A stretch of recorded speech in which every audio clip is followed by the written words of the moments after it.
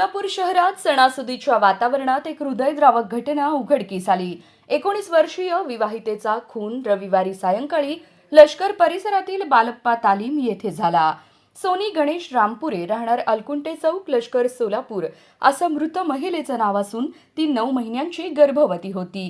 या घटनेत तिच्या पोटातील बाळाचाही मृत्यू झाला। आता या घटनेतील आणखी काही महत्त्वाचे अपडेट समोर आले आहेत।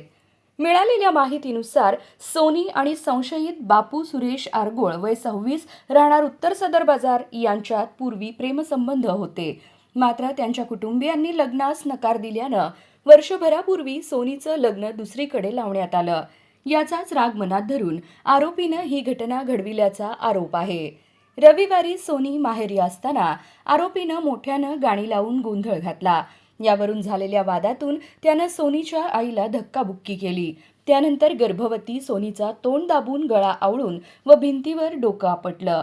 यात सोनीचा मृत्यू झाला। या प्रकरणी सदर बाजार पोलीस ठाण्यात गुन्हा दाखल करण्यात आला आहे।